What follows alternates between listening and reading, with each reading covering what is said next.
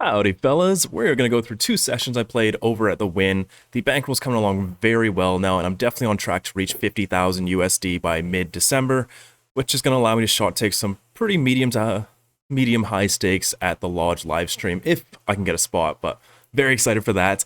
In this session, I go through two hands where I go for some very thin value. I'll explain my reasoning behind those, and then a hand at the end where it looks deceivingly like I could go for thin value, but just once you run through the hands the opponent can have, you realize that it's not really a spot. But anyways, we'll get to those hands when we get to them. In this hand, I pick up Ace-Jack offsuit. I've not been running too well this first session, and my stack is down a little bit, but this player I've been 3-betting relentlessly, like once to twice in orbit for the last hour, and not one of them has been a bluff. I've had queens like 3 times against him. I had ace-king twice. Just every time it's been for value. And he looks like he's getting a little bit pissed off. Look, I'm targeting him, but I'm not. But anyways, I pick up Ace-Jack off and 3-bet him. So almost every time before this, he's folded. This time he decides to take a stand and makes the call. So we are heads up to a flop of 10-10-6 rainbow. Checks to me. I don't think there's much sense in betting this. I could definitely get behind a quarter pot bet here, but I think checking's fine too. So I check it back. We're off to the turn, which is the 7 of clubs. Board's getting a little bit more connected now, and I might start going for some protection bets, but my opponent now leads out for $25. I'm not going to raise this. I think call is fine, so I just call, and we get to the river, which is the 6 of diamonds. It's a pretty good run out. And now my opponent starts sizing up a pretty sizable bet of 140. Yeah, I don't think there's anything to do here. I just call it off.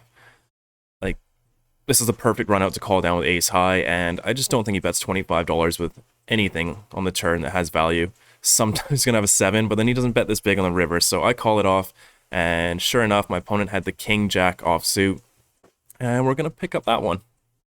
We're chipping up pretty nicely here, and I pick up pocket aces on the button. Cutoff is now open to $25. Love to see it, and we raise things up to 80. Small blind folds, and now big blind is in the tank. It starts cutting out raising chips. Love it. And starts cutting out more raising chips. Even better, and raises to an astronomical $420, over 5x. Love it. Folds back to me. I ask him how much he's got behind. It's about 900, so he's put over a third of his stack in. I think about flat calling to trap, but once he's put a third of his stack in, I don't think he's folding, and folding would be a mistake anyway, so nothing to do here. I ship it in. My opponent snap folds. What? I should have trapped, I guess. I just couldn't believe he put a third of his stack in and then folded. That is insane. Definitely missed some value there, but alright. Moving things along. Cutoff is once again raised to 25. He really likes these large opens, but he's using it with way too wide of a range, so I'm going to take the king-jack off, 3-bet in position. Love to play a pot with him, heads up. So I make it $80.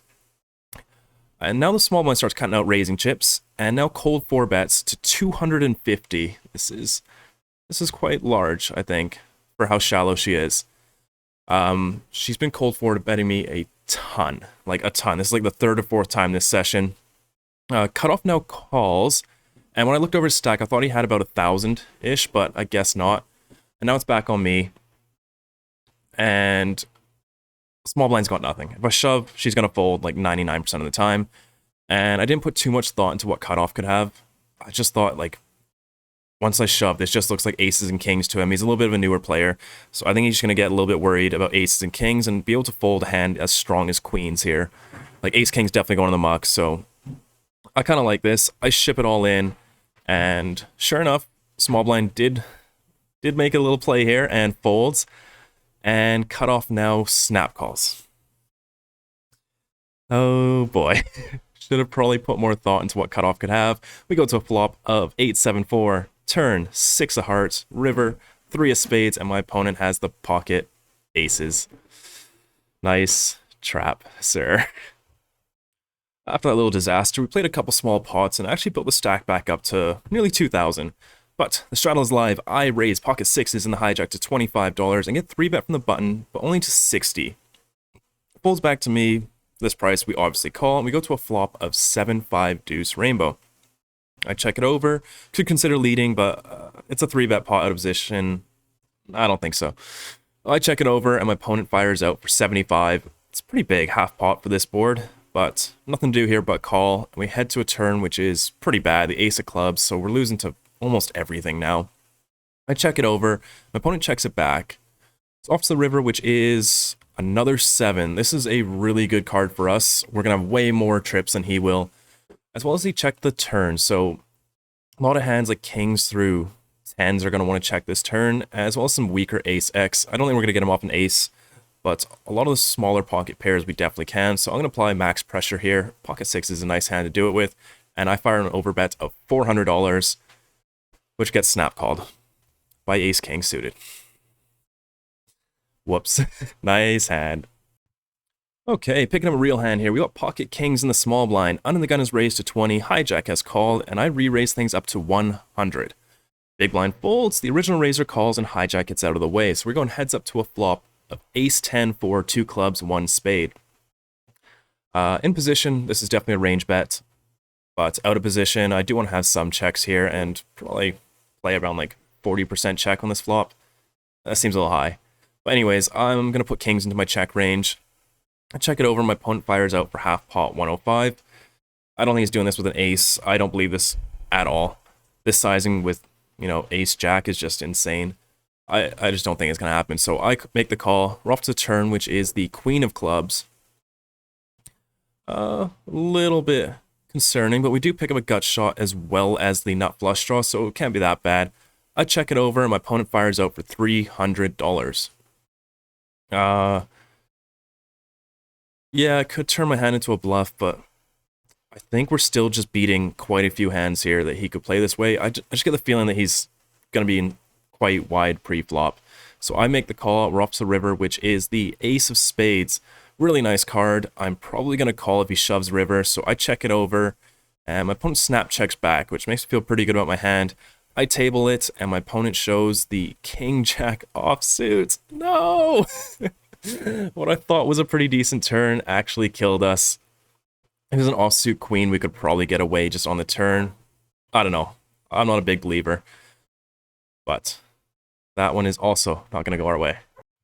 On to the next hand. Middle position is raised to 15, a very competent reg. Low jack is 3-bet to 40. This man varies his 3-bet sizings based on what he wants to happen. He literally told me. So this raise here, he just wants to try and get it heads up. So he's got a hand that plays well heads up. That's what this means.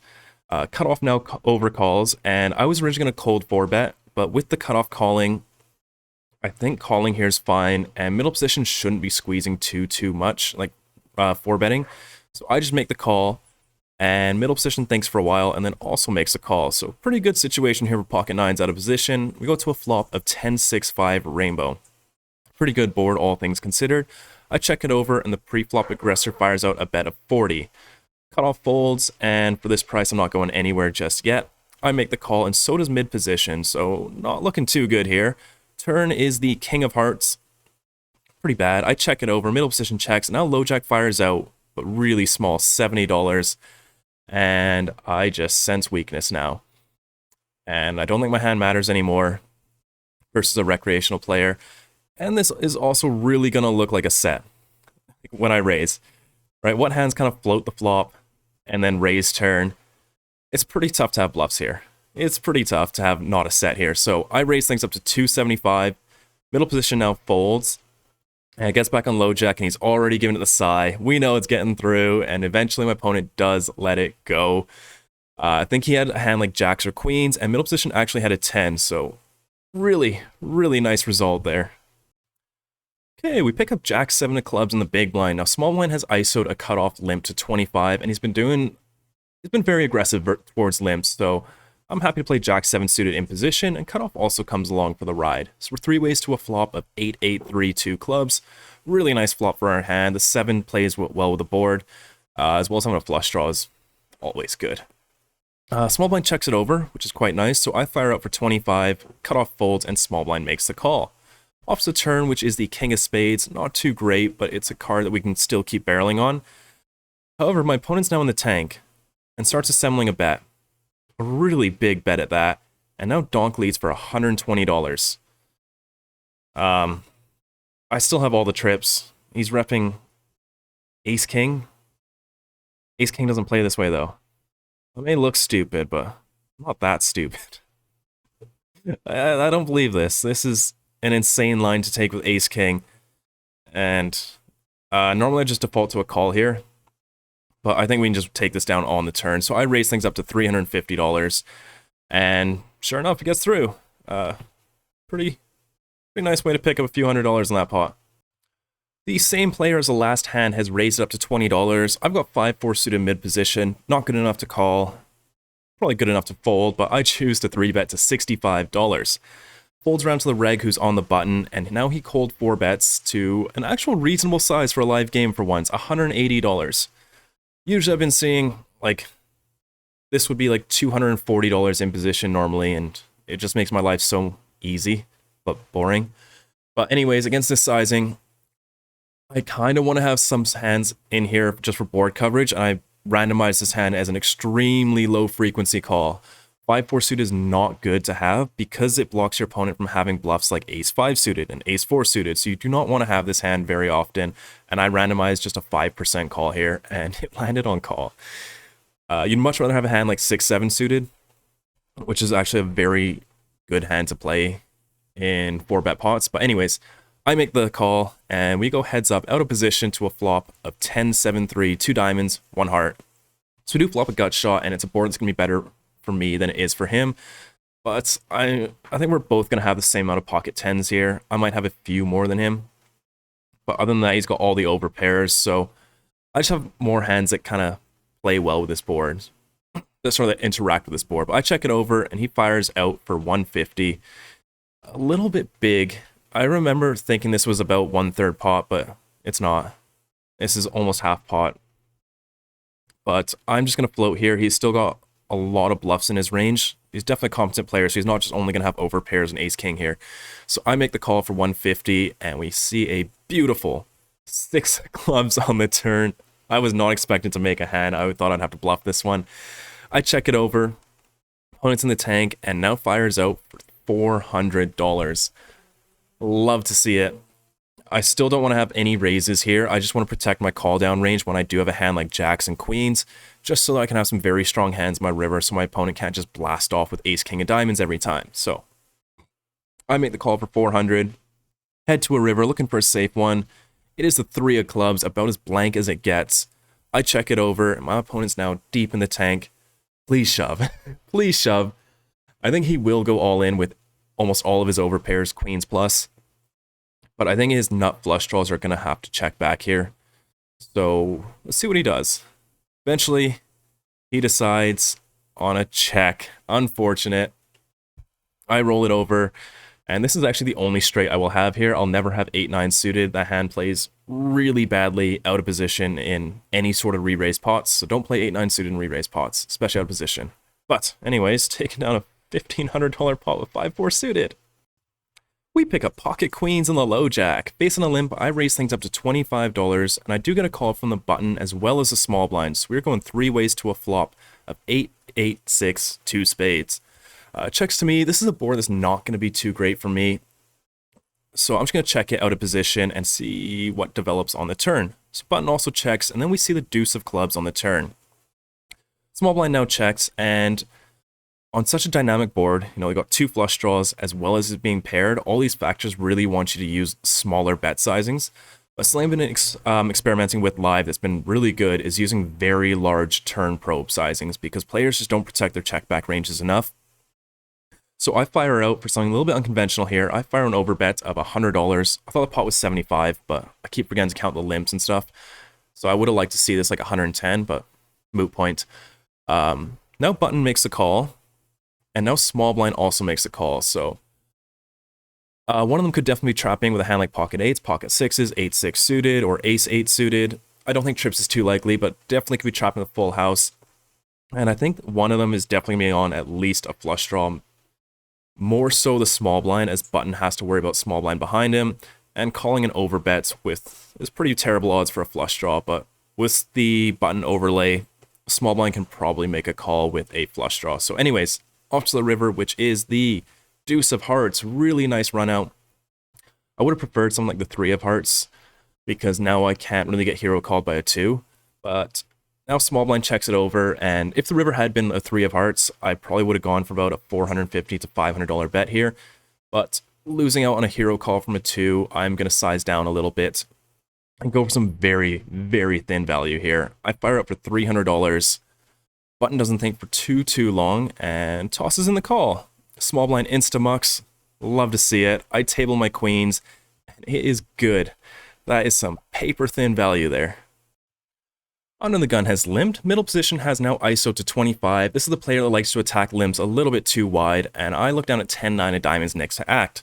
Could raise, could fold, could call, could do anything, but I raise things up to $80 here, folds back round, and he makes the call, so we're playing a pretty nice pot in position here, and we get a pretty good flop of 9-6-3 rainbow.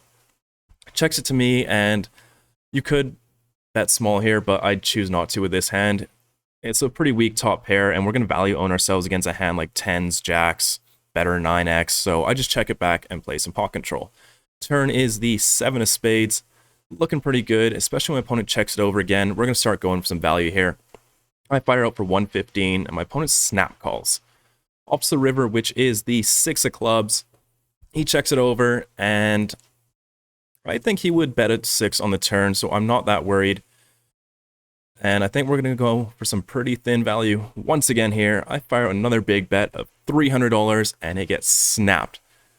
I was already 80% sure my hand was good, but once I get snap called, maybe, I feel like I'm maybe 65% good, but I turn it over, and sure enough, it is good.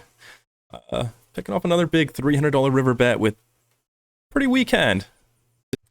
In this final hand, we were playing against the same opponent from the last hand. There's a middle position limp, and now he's over limped, which he's done a little bit. And I've got ace-8 suit in the hijack. I raise things up to $35, and both players make the call. So we're 3 ways to a flop of ace-king for 2 diamonds, 1 heart. This checks to me, and my hand's not strong enough to go for 3 streets, so I'm just going to check this one back and play some turns. Turn is the 8 of hearts. Beautiful. Middle position checks. Now low jack fires out for 60. And versus a very good reg, I would never raise here. It just doesn't make sense. Right, the 8 only improves ace-8 suited, which are 3 combos, and pocket 8s, which is like a total of 6. So you really just don't want to have raises here against someone who's going to be able to exploit that. But against someone who's probably not going to see this spot again against you, I think it's okay. So I raise things up to 225. Middle position folds, and low jack makes the call. Off to the river, which is the 6 of hearts, so the backdoor flush gets in. Now my opponent checks it over. And this is the spot that I was talking about where it looks like we can definitely go for some thin value. But this player was 3-betting a hand like ace-10 offsuit. So he's not going to be limping a hand like, you know, ace-jack, ace-10 that we can get value from. He's not going to have a hand like king-queen with the king of clubs, right? Those are hands that he's going to be raising up. So his range here is going to be small pocket pairs, which could be pocket 4s. Pocket 5s aren't going to pay us. And then missed diamonds, which aren't going to pay us. And flushes. So, like, there's nothing I can hope to get value from here. And we're just going to fold out worse, and better is going to call or raise us. So this is actually a spot where I don't think we should be going for thin value. So I just check it back. And what do you know? My opponent has the ace-jack offsuit. The one hand we definitely could have got value from, and I am honestly really surprised to see this. Yeah, I don't know why I didn't raise this hand this time. But I still like my decision to check it back. We just ran into the one hand that would have paid us, and I think that is okay sometimes. But that is it for the hands. Booked a pretty nice win on that second session. That is it for episode 65. We played 2 sessions over at the Win. The first one we did lose. I was in the game for 1,500, out for 450 for a loss of 1,050. And the second game I was in for 2,500, out for $4,000 exactly for a nice win of 1,500. Feels good to recover from that little downswing in the beginning, but that is a total win of $450 for this video. Put the bankroll numbers there. The Win 2.5 games have been really, really good to me. As of right now, this is like a week ahead of what this video is. I'm currently winning at about $133 an hour over the 70 hours I've played there. And looking forward to a week and a half more of this before I head on over to Phoenix. Thank you guys so much for watching. Feel free to leave a like if you did like the video, and I'll see you guys in episode 66.